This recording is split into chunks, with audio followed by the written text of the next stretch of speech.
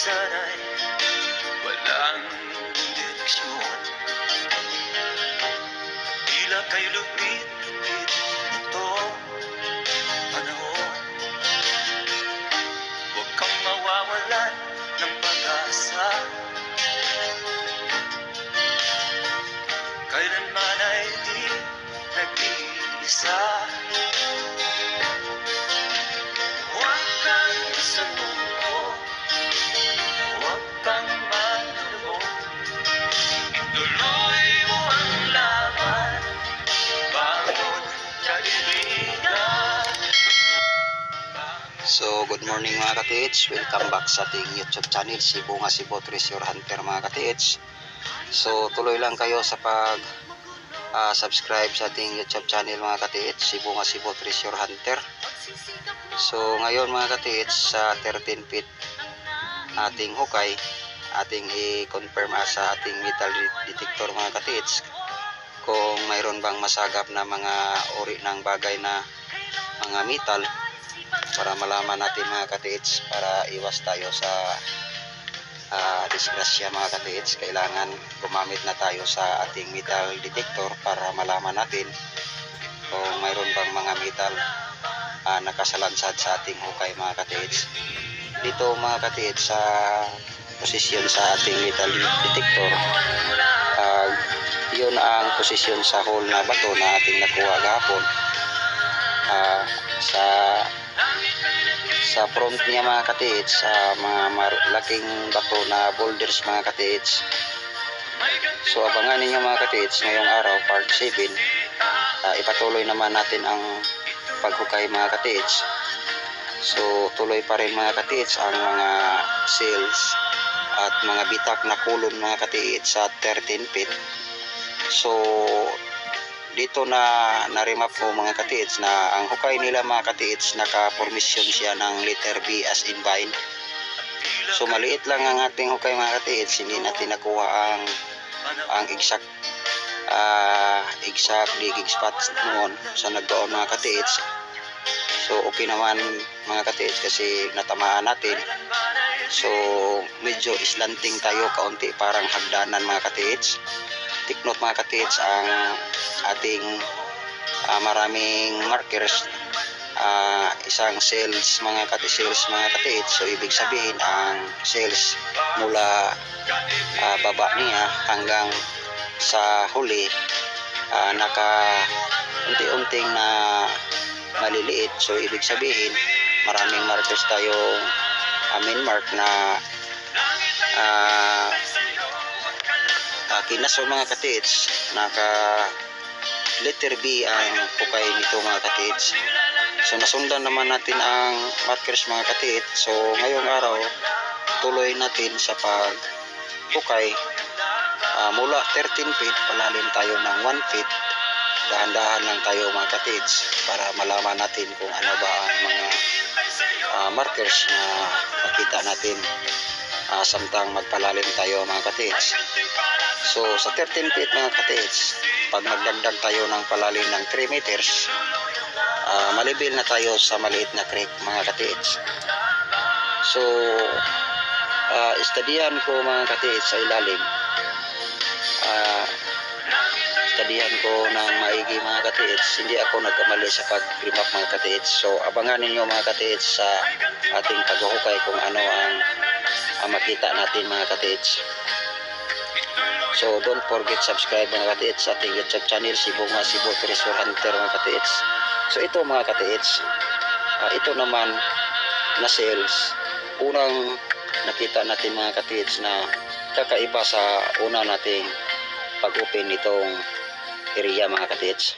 Ito na mga ka-TH, mayroon siyang cells na malaki. Doon natin nakuha sa hukay natin. So very hidden markers mga ka-TH ang ating nakikita, na lahat ng mga markers mula part 1 hanggang ngayon part 7 tayo mga ka-TH. So nakasalansad pa rin ang mga kinason mga ka-TH.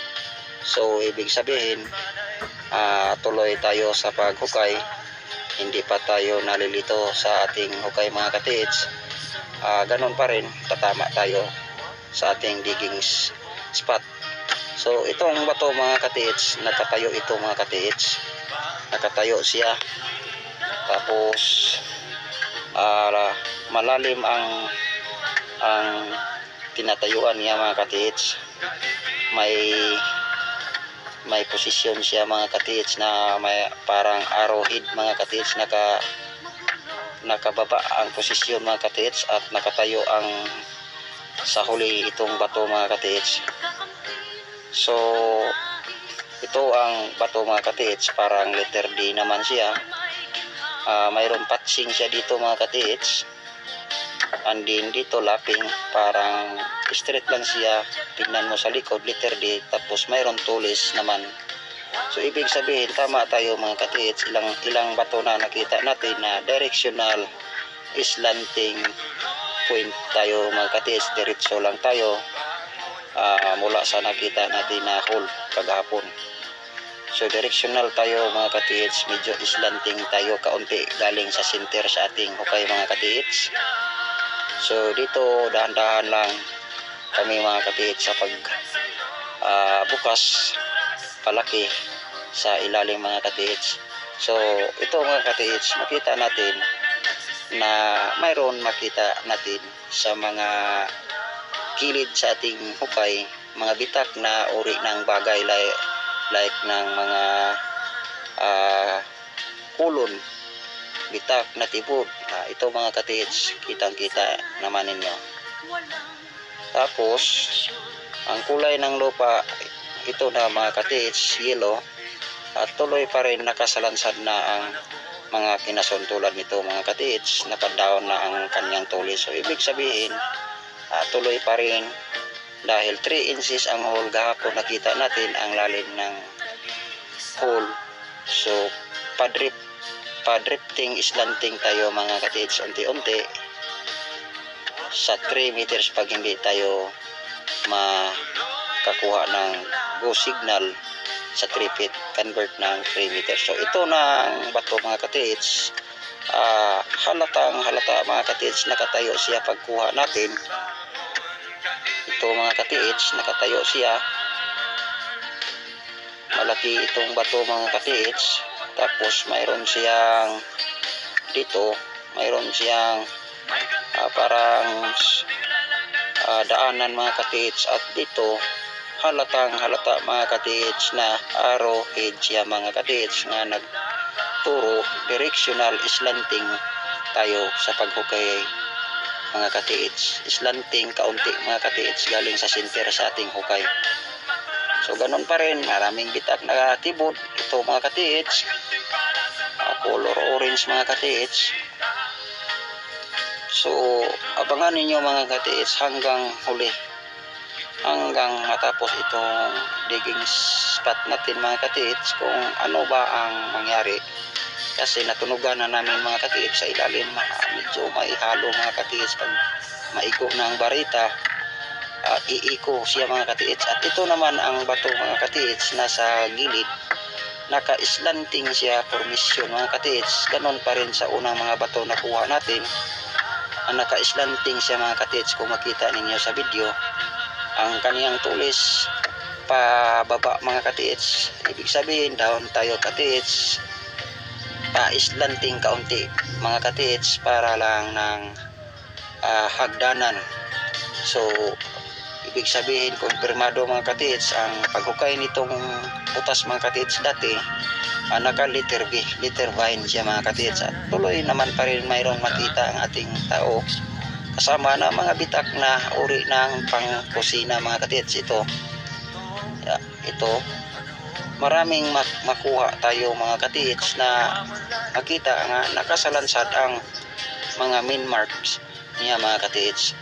So ito mga katiits, nakuha natin ang bato, naka-slanting, makita ninyo sa video mga katiits, naka-slanting kaunti. Ganon pa rin ang nakuha natin na hole kagahapon, na mayroong hole directional, naka-slanting siya mga katiits, hindi naka-flat ang bato. So ibig sabihin marami ng markers ang nakuha natin na nagsabi na directional lang tayo katiits na islanting kaunti mula 13 feet additional 3 feet or convert meters 3 meters mga katiits, kasi 3 inches ang hole na bato nakita natin kagahapon.